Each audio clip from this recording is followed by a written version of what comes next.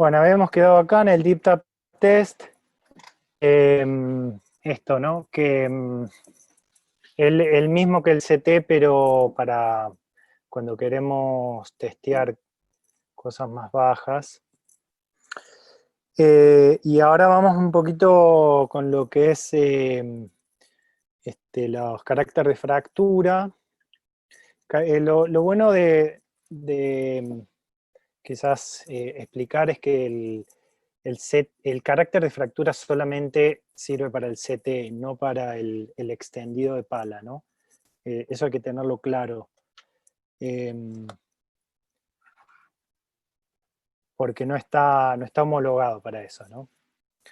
Entonces el CT creo que todos lo conocen, ¿no? Tenemos que aislar una columna de 30 por 30. Es importante que para todos los test formales es importante que seamos prolijos, porque ya si no lo hacemos bien prolijo, el resultado puede variar y ya no está justamente homologado, ¿no? Muy común ver que, por ejemplo, la columna es más gorda abajo que arriba, o es más gorda arriba que abajo, o está un poquito ladeada para un costado, las paredes no están rectas, ese tipo de cosas, o digamos que cuando lo voy cortando no me quede exactamente 30 por 30 abajo, ¿no? Ese tipo de cosas. Hacemos 30 golpes, 10 de muñeca, 10 de codo y 10 de hombro, ¿no? Y un poco los resultados, si se corta cuando lo estoy aislando, siempre lo aíslo de atrás primero, perdón, de atrás último. Tengo que estar bien, tengo que estar seguro de que no quedó pegado el bloque al manto en ningún lado. Y si cuando lo estoy cortando atrás, que es la última parte que hago, se cae el bloque, ya tiene un resultado se le pone con una B corta, que es de very easy, y después si son los 10 golpes de muñeca son easy, medium de codo y hard de H de hombro, ¿no? ¿Para qué sirve el CT o el Deep Tap Test? Determinar la intensidad de golpes o la intensidad de la fuerza que le tengo que aplicar para que se active la capa débil, identificar dónde está la capa débil o la interfase, y me sirve para ver carácter de fractura, que como dijimos antes, es un indicador de propagación.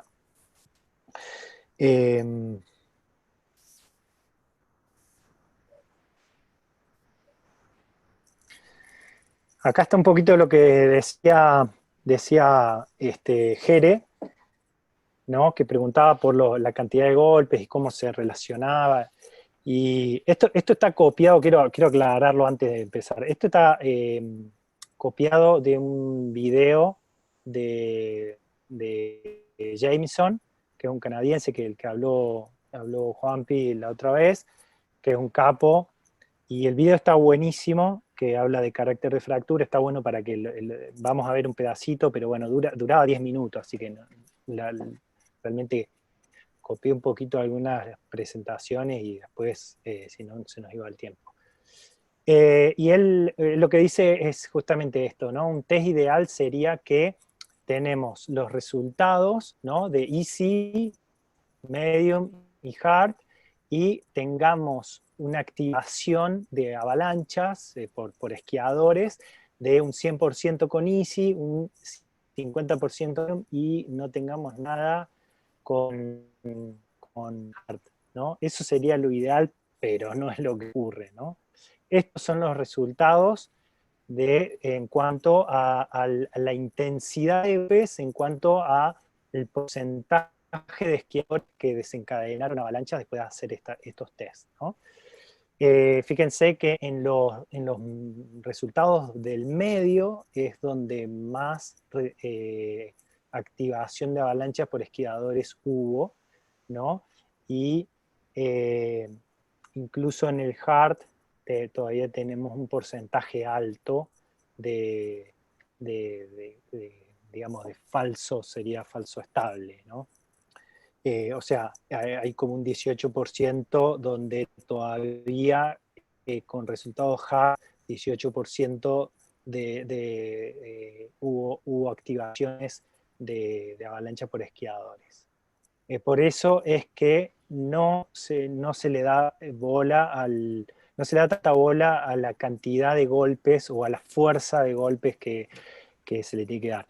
Y acá aclaro esto, o sea, son 10 golpes, ¿no? Por cada tipo de intensidad, pero es una cuestión de estadística. Si es en el primer golpe de muñeca o es en el 10º de muñeca, el resultado es exactamente igual. Por eso ya no se usan los números, sino se pone directamente la letra E o la M o la H. Ya no se usan más los números.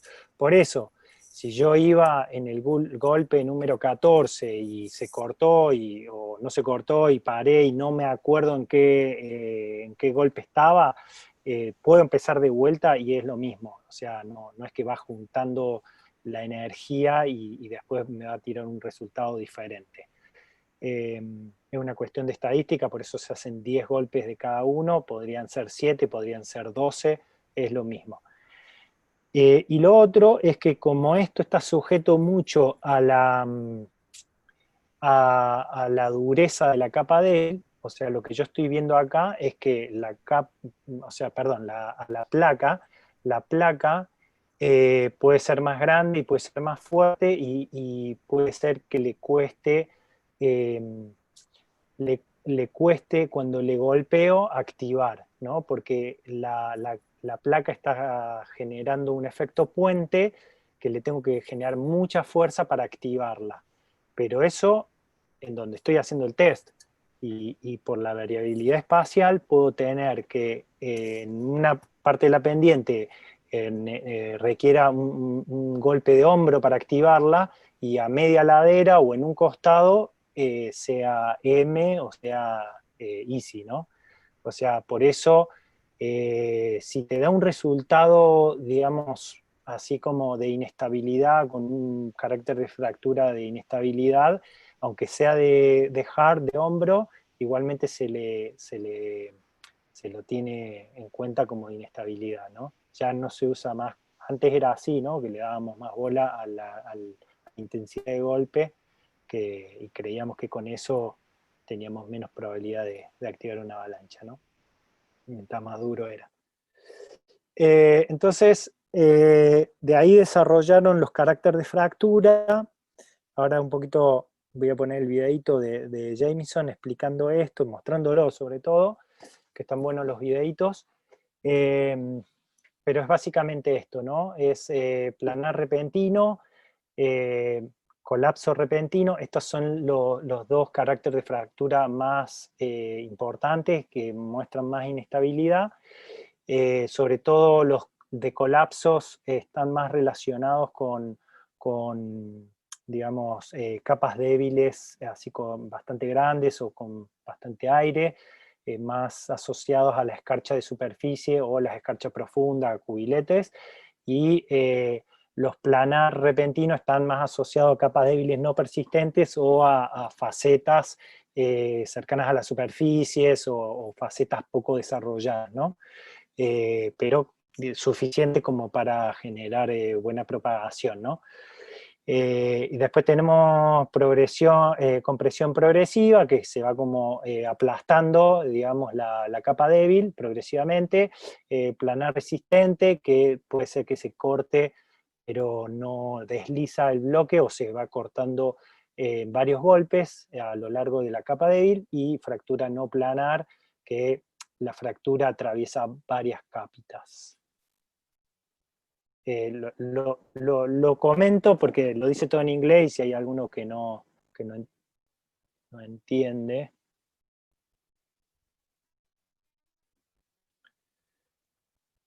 Fracture character. Or sudden planar, or SP, or a POP. You have a planar fracture that suddenly crosses the column with one loading step, that's one specific tap, and then slides easily on the layer. We decide if it slides easily on the layer either by gripping the sides of the column and seeing if it slides easily on the fracture, or if we're on a steep enough slope if the upper part of the block slides off. A thin planar fracture suddenly crosses a column and the block slides easily. This is an example of a sudden planar fracture. In this slow motion clip, we see a fracture that is sudden and planar.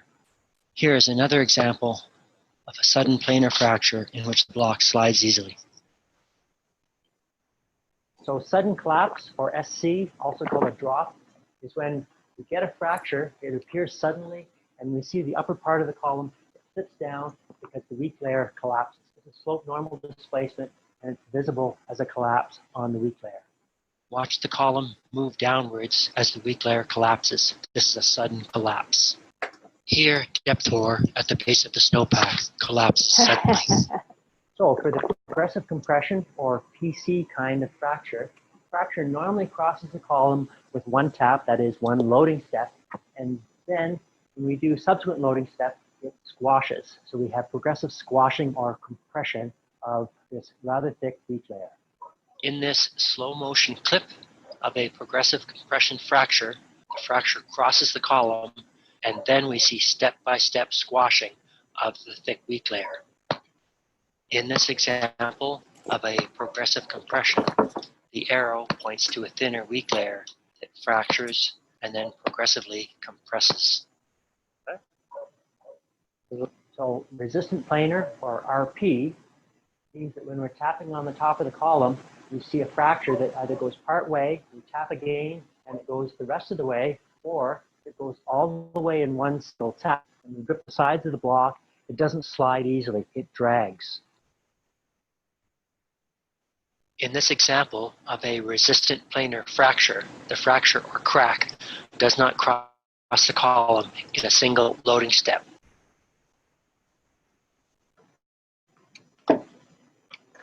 Near the top of this column, there are two more RP fractures in which more than one tap is required to drive the crack across the column. A break, or a B, is a non-planar regular fracture surface that takes place. So this example here is not planar.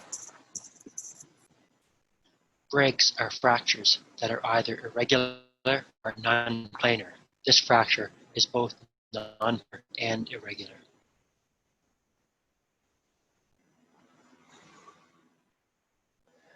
Bien.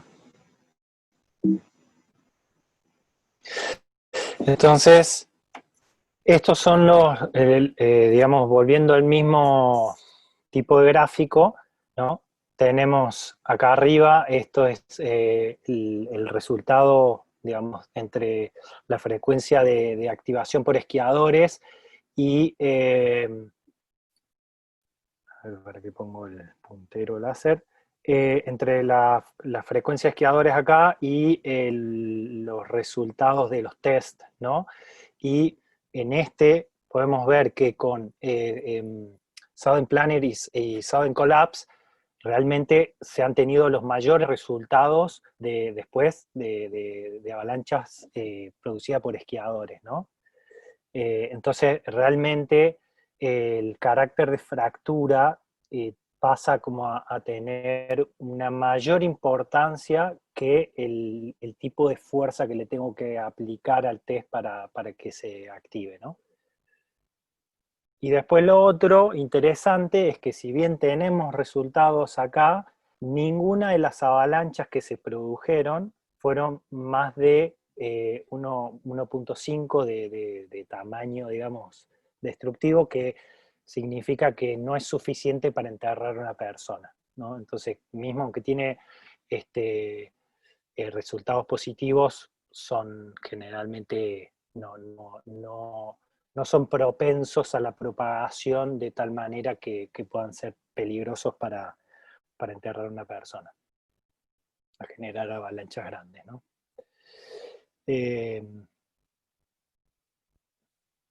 Y bueno, como dije antes, el Sudden Collapse está asociado más a persistentes y sobre todo a escarchas, escarcha de profundidad o escarcha de de superficie y son capas débiles con mucho aire, y eso es lo que está relacionado con los sonidos, esto que le llaman womping, que son como sonidos de asentamiento de las placas, ¿no? Como han tenido ahora este año bastante ahí por el área de Chaltén. Entonces, un poco como para hacer un resumen de esto, digamos, determinar el carácter de fractura no es fácil las primeras veces, pero con el tiempo uno le va agarrando la mano. Es a veces darte cuenta entre un resistant planner y un sudden collapse es un poco difícil, sobre todo cuando la fractura, digamos, atraviesa en dos golpes, es fácil de determinar, pero cuando es casi idéntica el resistant planner que el sudden planner, y que determinar cuánta fuerza le tengo que hacer para que corra el bloque para abajo, a veces requiere un poquito más de ojo, pero bueno, son esos grises a veces que difíciles un poquito de determinar, pero digamos, después te das cuenta que yo lo que hago sobre todo es agarrarlo con dos dedos, que no le puedo aplicar mucha fuerza con dos dedos, y si corre bien con dos dedos es que corre fácil, ¿no? Y ese es un modo de determinar.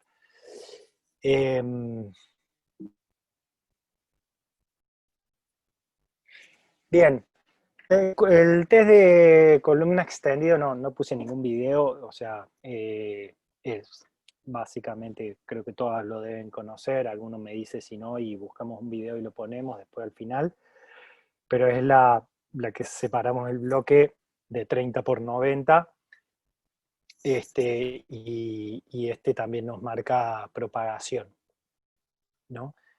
Es uno de los mejores tests, digamos, que se usan los últimos 15 años, digamos, 10, 15 años. Tiene buena demostración de activación y propagación, tiene un bajo porcentaje de falsos estables e inestables, ¿no? Que eso es muy importante. Funciona muy bien entre los 30 y 70 centímetros, ¿no? Y los resultados positivos realmente marcan inestabilidad. O sea, es como dije al principio de la presentación, un resultado de un ST positivo, lo tomo como datos de categoría o de clase 1, ¿no? Pero bueno, por esto de la variabilidad espacial, no se toma un resultado negativo como un dato de categoría 1, porque puede ser que lo esté haciendo en un lugar donde la capa débil tenga un poco más de estabilidad y no tenga resultados. Ese es un poco el problema con el tema de la variabilidad espacial. Que si quieren hablamos un poquito de eso, sobre la diferencia de variabilidad espacial de la placa y la variabilidad espacial de la capa débil, de la fortaleza de la capa débil o de la debilidad de la capa débil.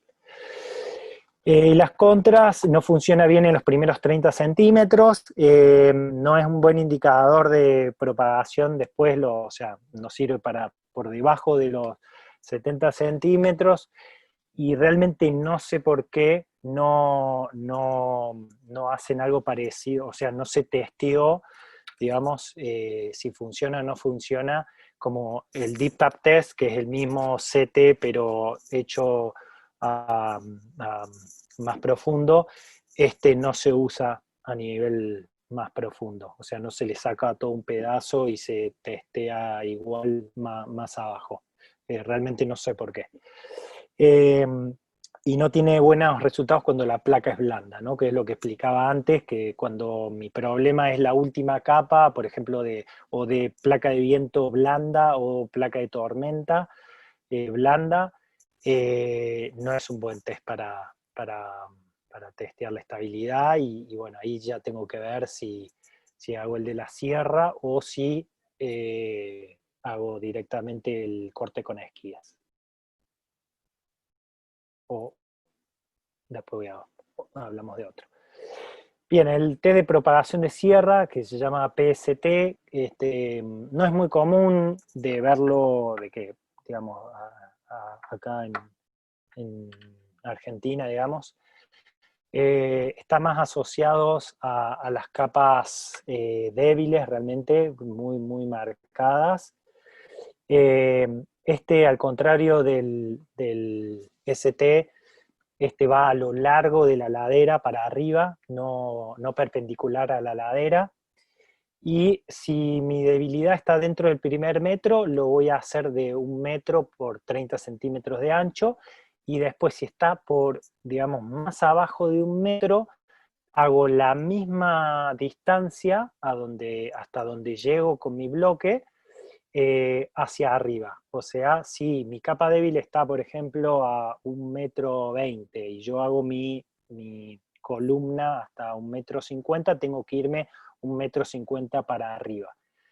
Esa es la forma de hacerlo. Tengo que igualmente dividir todo el bloque, y lo último que separo acá no es la parte de arriba, sino la parte del costado, ¿no? En este caso sería esta parte, y también doy como un resultado, digamos, bastante de inestabilidad si cuando separo esto a última parte se viene el bloque solo, ¿no? O sea, primero,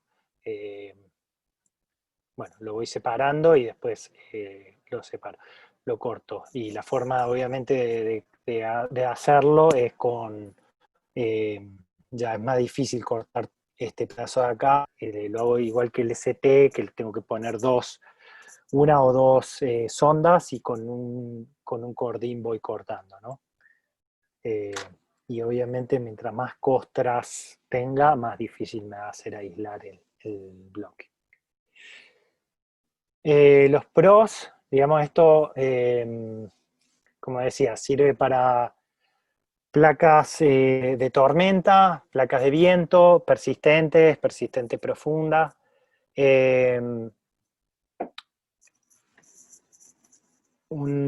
Digamos, un buen demostrador de propagación.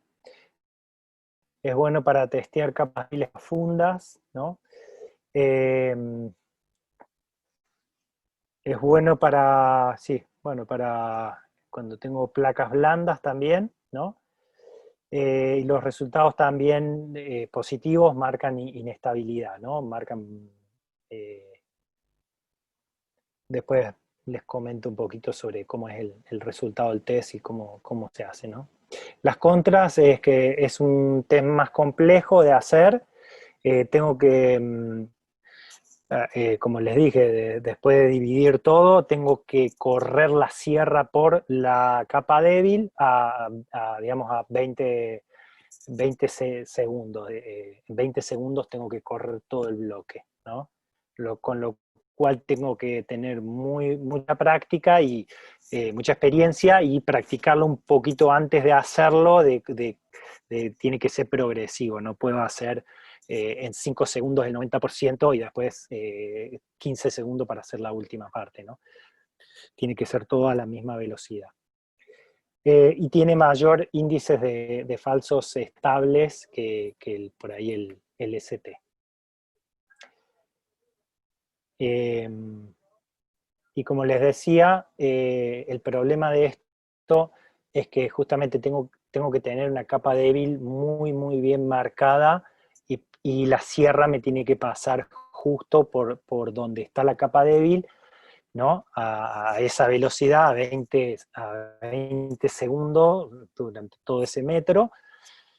Y a veces cuando la placa es blanda y estoy pasando por la capa débil, a veces se me va un poco para arriba o se me va un poco para abajo la sierra, y bueno, ya no lo tengo que volver a hacer, ¿no? Es fácil que nada, de cometer un error, ¿no? Y a veces cuando la capa débil es muy fina y teniendo placas duras por encima, es muy difícil como invocarle bien a la capa débil, ¿no?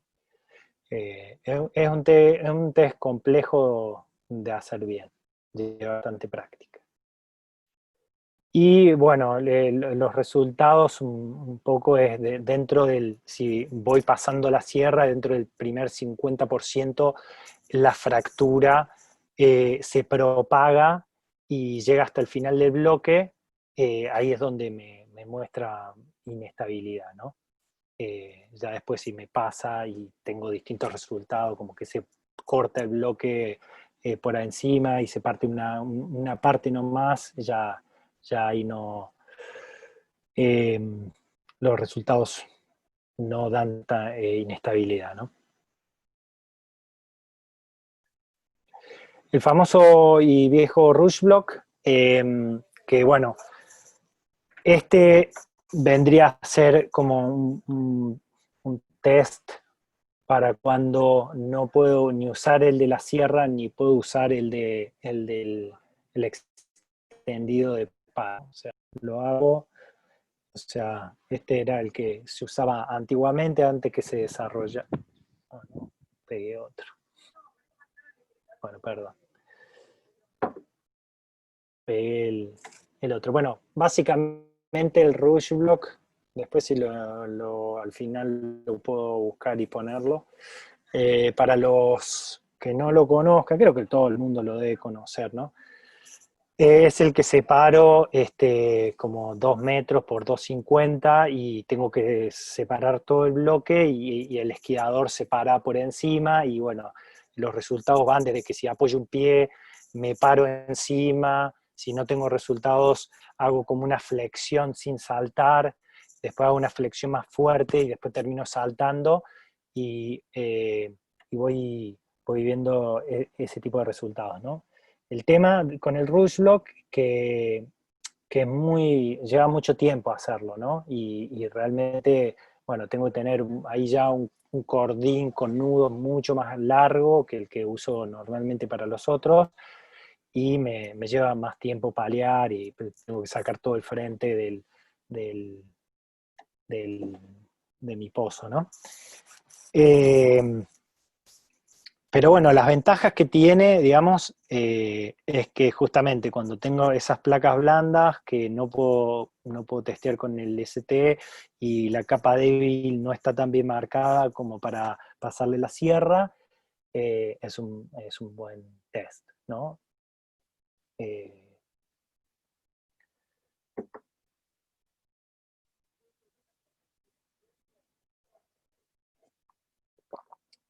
es un buen test también para mostrar en cursos porque es muy visual y realmente es real porque ahí ya no es la fuerza que la hace con la muñeca, con el hombro, sino es una persona que se está parando, ¿no? Sobre un bloque grande y ahí realmente cuando vos ves un resultado así súper positivo, que el tipo apenas se para, se le viene todo, eh, es como que realmente te llama la atención y te da la sensación de inestabilidad, ¿no? Entonces, incluso para gente principiante que está aprendiendo esto, es muy, muy marcado, ¿no?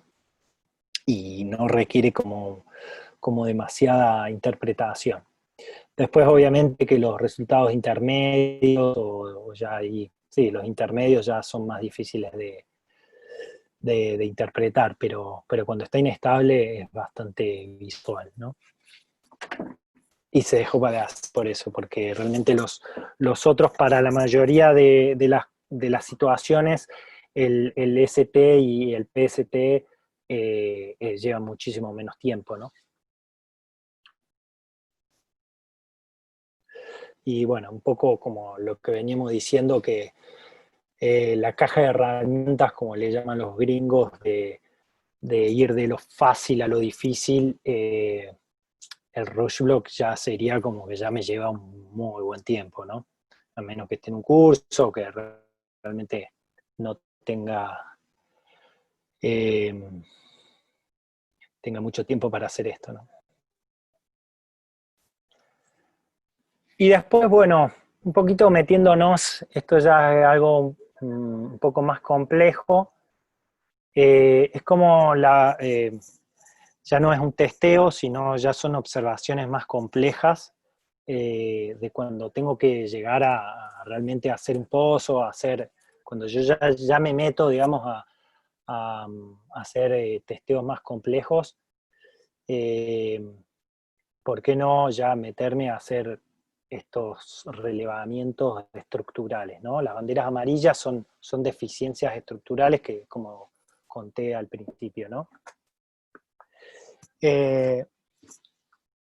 Y es un buen sistema ya a un nivel, digamos, más profesional, sobre todo con condiciones muy marcadas, e incluso la gente hasta primero cuenta las banderas, ¿no? Las deficiencias estructurales que son las banderas, y si tenés entre 5 o 6, directamente ni hacen los testeos. O sea, lo hacen obviamente para comprobar, pero ya te está marcando que es muy, muy probable que se venga todo. Pero acá voy a hacer un paréntesis para hablar de la variabilidad espacial de las capas débiles, ¿no? ¿Qué son las banderas o las deficiencias estructurales? Bien, tenemos como propiedades de la capa débil y propiedades de la interfase. Las propiedades de la capa débil es que el grano sea, digamos, de la capa débil sea mayor a 1 milímetro, como es este caso de acá, que el tipo de grano de la capa débil sea de persistente, que puede ser una faceta, puede ser una escarcha de profundidad o puede ser una escarcha de superficie, y que la dureza sea entre 4 dedos y puño. Y después, la propiedad de la interfaz es la relación que tiene entre la capa de abajo y la capa de arriba. Esto sería como en durezas, ¿no? Tengo acá bien marcado mi sándwich, ¿no? Entonces, la diferencia de los tamaños de granos tienen que ser mayor a 0,5 milímetros. Entonces, como es en este caso, tengo 0,5 milímetros, y en este tengo 1,5 milímetros, ¿no? Tengo 1 milímetro de diferencia de tamaños, ¿no? Después la diferencia de durezas, que se salte más de un punto, ¿no? Acá tendría que pasar entre de 4 dedos, bueno, en este caso, acá lo marqué mal, pero en este caso se saltea acá un punto, ¿no? Que está bien, pero en este caso de acá arriba no. Ahí yo le agregué una bandera.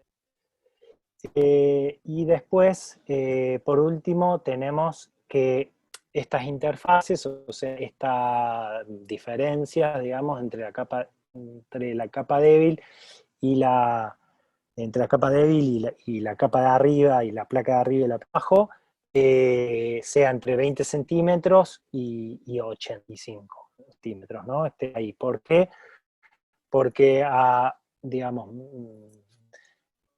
más cerca de la superficie de 20 centímetros ya, digamos, se puede activar algo, pero va a ser como más inofensivo, y de 85 centímetros no debe estar afectando como esquiador, ¿no? Puede afectar de otra manera si tengo otro problema de avalancha y desencadeno un tipo de problema de avalancha secundario que desencadene algo más profundo, o un corte de cornisa que desencadene algo más profundo, pero como esquiador no debería estar afectando a más de 85 centímetros de la superficie. Entonces esto, si junto 5 o 6 banderas, en este caso tendría, como les dije, acá arriba en realidad tendría 5 banderas y abajo tendría 6 banderas, ¿no? En cualquiera de las dos, digamos, de la de arriba o la de abajo, de la interfase, digamos, si junto 5 o 6 banderas ya está como en mis luces rojas, ¿no? Y aprovecho para comentar esto, ¿no? Recién hablamos de la variabilidad espacial de la placa, que es cuando yo, por ejemplo, para un test, un CT o un ST, un extendido de ala, yo requiero un golpe de O, ¿no? Que es HAT, porque la placa es dura, porque la placa es grande, pero puede ser que en otro lugar de la placa, en otro lugar de la ladera, la placa se haga más angosta y ya no necesite un golpe de hombro, sino un golpe de quizás de codo. Eso es lo que es la variabilidad espacial de la placa, y eso se produce porque, bueno, las acumulaciones son distintas en distintos lugares, ¿no? Dependen un poco de la orografía de la montaña y también del tipo de problema de avalancha que esté lidiando, ¿no? Si viene con viento o si viene sin viento, por ejemplo.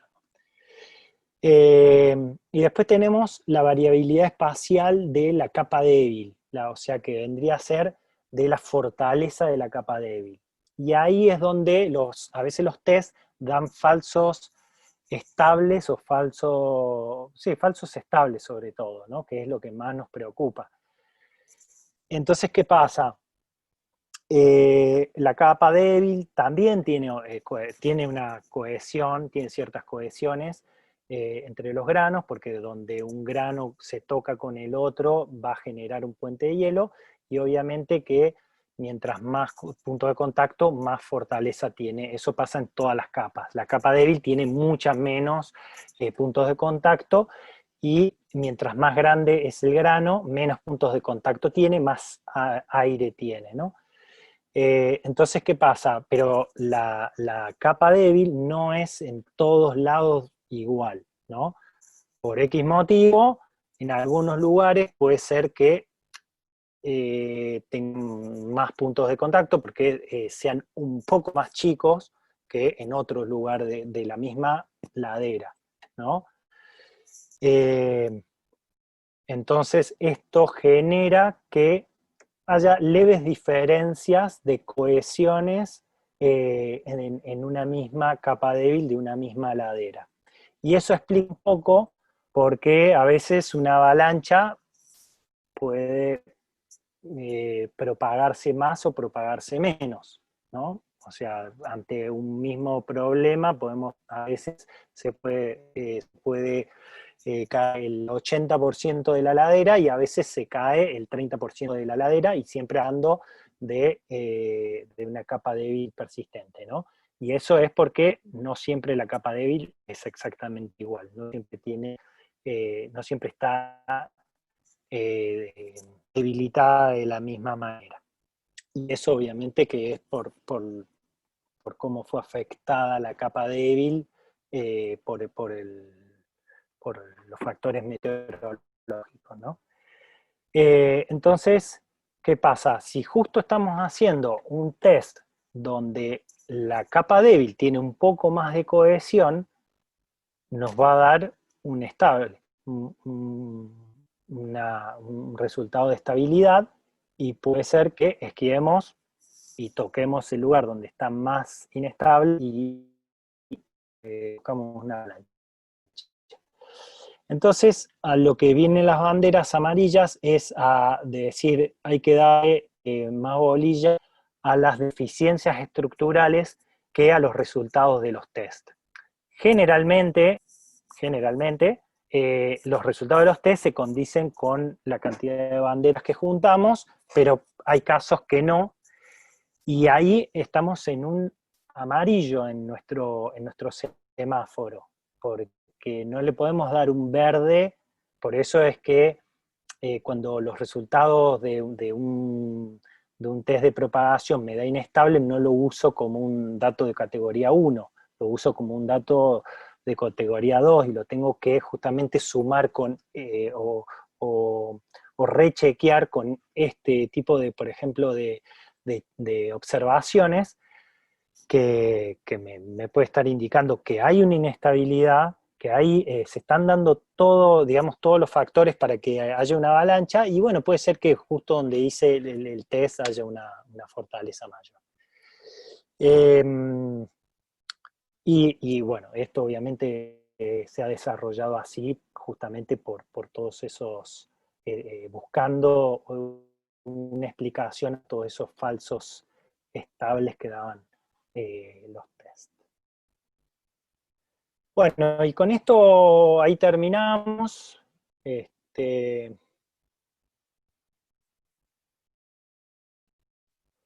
con esto terminamos, ¿no? Un poco la idea fue esto, ir de lo más fácil a lo más complejo, de que a la hora de hacer este tipo de observaciones ya más complejas, ya venga con un repertorio de test y de observaciones completa, y que me vayan indicando un poquito, orientando cómo están las condiciones de la nieve, y como le decía, no dejar eh, el, mi comportamiento a un solo test, ¿no? Sino que justamente sea la comprobación de un montón de observaciones que desde la planificación, ¿no? Eso por un lado, ¿no? El gran problema de esto es cuando estoy obteniendo siempre resultados ahí intermedios, ¿no? Tengo algunos resultados críticos, ¿no? Que de luces rojas, quizás los menos, y a veces está todo ahí medio en el medio, o algunos verdes, ¿no? Esa es la situación más crítica, ¿no? Y un poco lo que también quiero transmitir es que en esto nadie tiene como la bola de cristal, y nadie la tiene súper clara. Hay que ser súper humilde con esto, y siempre dejar ciertos márgenes de seguridad, ¿no? Entonces, en mi caso, si yo estoy viendo resultados ahí intermedios, así la luz amarilla del semáforo, yo siempre me tiro a buscar un terreno igualmente que me minimice los riesgos, ¿no? Que la forma más eficiente de minimizar los riesgos es el uso del terreno, ¿no? Que creo que en lo que, por lo menos en los cursos de GM, en los cursos viejos de GTC, y, y- y en todos los cursos de alta montaña, y todo es lo que más trabajamos, ¿no? Los módulos de ambiente, el uso de terreno para minimizar los riesgos. Así que eso calculo que lo tienen súper claro. Yo particularmente, cuando tengo mis dudas, y sobre todo si estoy guiando, o sea, manejo muchos márgenes, ¿no? Si ya muchas veces nos toca salir a la cancha el día de la mañana después de una gran tormenta con mucha acumulación, y los únicos datos que tenés son los meteorológicos, digamos, sobre todo de pronósticos que tampoco son muy precisos. Y si eso ya me están dando luces rojas, es mi único dato duro que tengo. No tengo otro dato de ningún colega que haya ido, porque nadie sale de noche, y bueno, tengo que usar eso. Y voy a elegir un terreno donde tenga opciones, por lo menos, para ir rechequeando cómo están las condiciones, y ir haciendo todo este tipo de test y de evaluaciones en un terreno seguro, ¿no? No me voy a un terreno donde no tenga opciones de minimizar los riesgos. Y ya ahí entramos en lo que son los tipos de terreno, de simple, desafiante o complejo, ¿no? Que son el porcentaje, digamos, de terreno seguro que puedo elegir, ¿no? En un terreno voy a tener un porcentaje muy alto de terreno seguro, y en un terreno desafiante ya me va a requerir de una buena elección de itinerario, y en un terreno desafiante no voy a tener la mayor parte del recorrido opciones seguras que elegir. Entonces, ahí es donde yo tengo que ya en la planificación ir tomando buenas decisiones, ¿no? Y después, durante el día, ir tomándome el tiempo para hacer todas estas observaciones, para determinar cuán, cuán estable es la cosa. Así que bueno, eso fue la presentación de recolección de datos, y un poco de luces rojas, o valores críticos, digamos, de las observaciones, ¿no? Eh, Buenísimo, Lu, buenísimo. que si quieren, Fer, vamos ahí con preguntas, lo que vaya surgiendo. Sí, los leemos ahí, alguna pregunta que se les vaya ocurriendo. A mí me quedó una duda mientras que van formulando ahí las preguntas. En las banderas amarillas, una dice dureza de 4 dedos o dedo, o dureza de 4 dedos Puño. o puño. 4F o F le puse, que es fist, que es como la nomenclatura que se pone, ¿no? Sí, sí. La dureza de la capa débil tiene que ser de 4 dedos o de puño. Ah, Pero la nomenclatura es 4F o F. bien.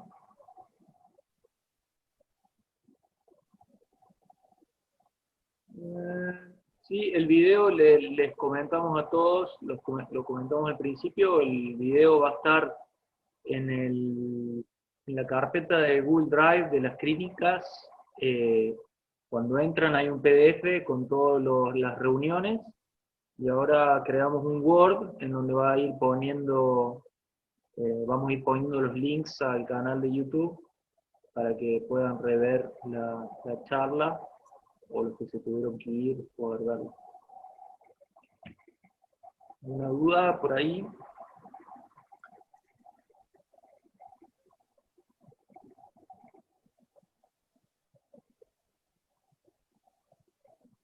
Ahí Juan pregunta la duda del PST, 20 centímetros por segundo, o sea que en 1 metro lo cruzás en 5 segundos. No, es 20, no sé si lo habré puesto mal, no, es 20 segundos en total. En 1 metro son 20 segundos. Bien. Puede ser que me haya equivocado y le haya puesto 20 segundos, ¿cómo decís? 20 centímetros. No, en eso son 20 segundos en total. Bien. Es bastante lento. No, parece 20 Sí, centímetros por segundo. sí, es el problema, que no es muy rápido. Es como una prueba de regularidad, más o menos, la mejor forma es practicar antes, ir contando y taca, taca, taca, taca, taca, taca, taca, taca, y como lo vas practicando, y así te haces vas como con la sierra, ¿viste? Contando, y antes de pasarle la sierra por la capa débil, y lo vas como practicando por afuera, ¿viste? La manera de hacerlo. Lo que pasa que es como digo, eso son para... Acá no estábamos muy acostumbrados a eso, sobre todo en la Patagonia Norte, porque se hace más con capas débiles muy bien marcadas, capas débiles sobre todo de persistentes, con capas débiles profundas, que son las persistentes, porque es difícil que una capa débil profunda no sea persistente. Y, y nosotros, para cuando está más arriba, generalmente las placas ya tienen consistencia como para hacer el ST, ¿no? Bien, buenísimo. Y entonces, si tuvieras que recomendarle un test para propagación en profundidad, ¿cuál recomendarías? Y para profundidad el único es el PST, ese que estamos Claro. hablando. Hacer un DTT y después un PST. Porque mismo el Rush Block está bastante bueno, pero bueno, también tiene la misma limitación que el ST, que te llega hasta 70 centímetros, o sea, después ya no afectás vos con esquíes, entonces tampoco sirve, digamos. Me preguntan si la sierra baja el fondo. Sí, la mayoría de las sierras tienen 30 centímetros y recorre toda la columna. ¿Alguna otra No te escuché. pregunta? No, preguntaban si la sierra iba hasta el fondo de la columna en el PST. Y sí, va hasta el fondo, ¿no? Sí. Sí, porque si no, no estás aislando completamente cualquier tipo de test, digamos, que donde vos estás, digamos, separando, ya sea en la confección, si te queda pegado al manto, ya el resultado varía, ¿no? Por eso, tanto el ST el PST, ¿no? Y el CT, o sea, el Compression Test, el extendido de pala, ¿no? Y el de sierra, de propagación de sierra, todos, cuando lo terminás de hacer, si no tenés un resultado positivo, los tenés que tirar, romperlos, para ver que no hayan quedado pegados por detrás con el manto, porque si cortaste bien, no lo aislaste bien, va a variar el resultado. Entonces ahí los tenés que volver a hacer, si no lo aislaste bien al bloque. Y cuando le pasa la sierra al PST, también lo mismo, o sea, si vos estás pasando y te falta un pedazo atrás, vas a alterar el resultado, ¿no? Claro. Todos los tests que se llaman formales, obviamente, que también el tema es que tienen una estadística atrás de que hicieron un montón de prácticas por detrás para obviamente, que formalizar los resultados, ¿no? Entonces, si vos ya lo haces diferente, no, por ahí tenés un resultado diferente, ¿no? Que no es comparable, ¿no? Ahí pregunta, Y aprovecho ahí, bueno, todos los manuales, digamos, hablan de este tipo de test, pero un poco Juanpi había hablado del SWAG, que es el manual, digamos, de las observaciones de nieve, y ahí está buenísimo, está todo en inglés, ¿no? Pero está bueno para justamente sacarte dudas de cómo son las últimas novedades de los test, ¿no? Eso lo van renovando, eso está colgado en la web, si no me equivoco, es de la American Avalanche Association, y eso lo van lanzando todos los años, y si vos querés ver, son las actualizaciones del ESC o del PST, te metes ahí y ves, ¿no? A veces hay gente que dice, no, el ST en el mismo golpe, ahora si es en el mismo golpe, fractura, que se inicia, se tiene que fracturar, o es en uno se inicia y si en el segundo propaga igualmente un resultado positivo, estaba esa duda, ¿viste? Bueno, por ejemplo, eso ahora se aclaró que tiene que en el mismo golpe activar y propagar, y ya lo de el resultado que le tenés que dar otro golpe para que fracture ya se dejó de usar, ¿no? Por ejemplo, ese tipo de actualizaciones está en ese manual, no es un manual para leerlo de la página 1 a la página 200, sino es para ir a buscar esas cositas, y es un manual solamente de observaciones de nieve, no es un manual para tránsito y ese tipo de cosas, ¿no? No es un manual típico de nivología.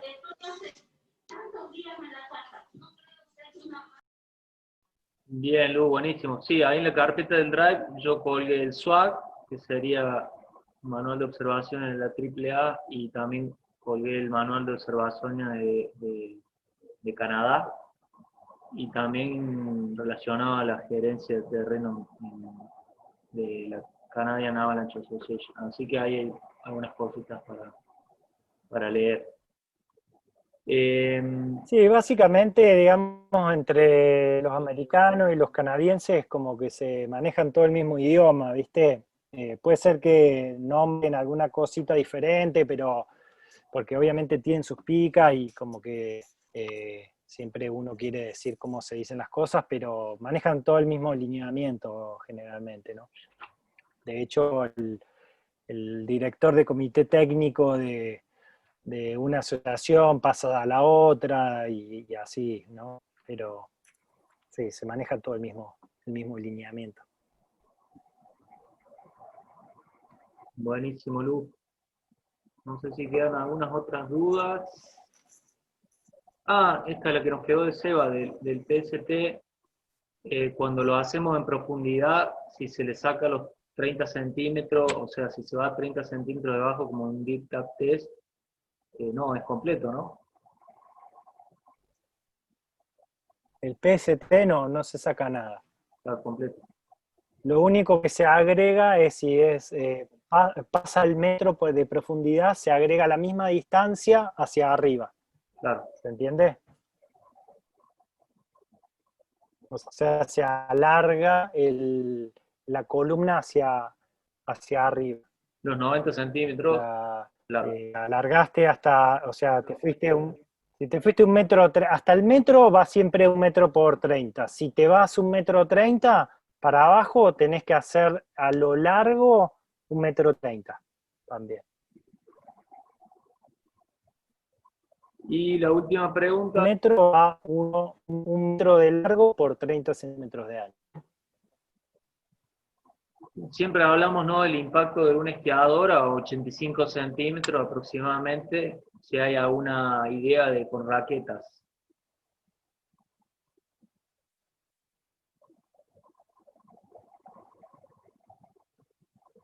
No sé si dejaste copiar ahí, Lu.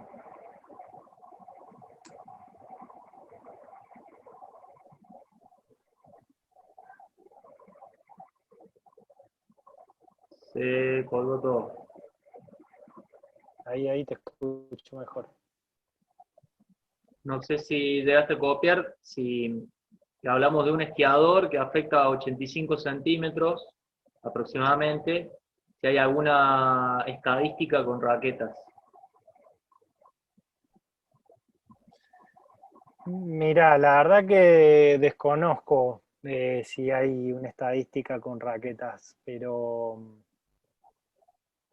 yo calculo que debe ser más o menos lo mismo, porque está bien, la raqueta tenés menos superficie de esquí, pero también esto depende de la dureza de las capas por las cuales estés parado, ¿no? O sea, si vos tenés una placa que no te hundís nada, evidentemente no llegás ni siquiera con esquí o con raqueta o a pata, no llegás a los 80 centímetros, porque el efecto puente que está haciendo esas placas es altísimo. Entonces, digamos, si es un promedio, ¿no? Entonces probablemente sí haya una diferencia, pero sea más o menos lo mismo. Y lo mismo, una persona liviana de 50 kilos no es lo mismo que una persona de 80, 90 kilos o 100 kilos, ¿no? También va a afectar diferente, ¿no? Pero es un promedio, ¿no? Y si por el contrario tenés una nieve suelta seca de 30, 40 centímetros y vas a estar afectando a mucho más abajo, ¿no? Entonces es más o menos un promedio, o sea, no es así como una regla de oro, pero yo calculo que está incluso hasta un poco sobredimensionado eso. Debe afectar hasta los 70. Buenísimo, Lu. Muy claro todo. Creo que no hay más preguntas. Así que, bueno, nada. Agradecerle a Luciano por la predisposición de la charla, buenísima. Y a todos ustedes por participar. Espero que les haya sido útil. Nos está quedando el viernes una clínica conmigo. La idea es hacer un repaso de un poco de conceptos teóricos de cartografía y luego entrar en la parte de nuevas tecnologías, digamos, aplicadas a la orientación y a la navegación, más que nada, ¿no? Y que los que se quieran sumar, el viernes a las 18. Luego el lunes con Emilio Bianchi, meteorólogo de pronósticos avanzados, para que lo tengan en cuenta. Y el miércoles con Julián López de lesiones de espalda y columna. Así que bueno, nada, estamos ahí conectados. Gracias a todos por participar y muchas gracias, Lu. Vale, gracias a todos ahí por darme el espacio y bueno, esperemos que se vayan repitiendo este tipo de instancias formativas que nos vienen bien a todos. Espero que haya sido útil todo. Bueno, hasta luego, gracias a todos. Chao, chao. Muchas gracias. Estén bien.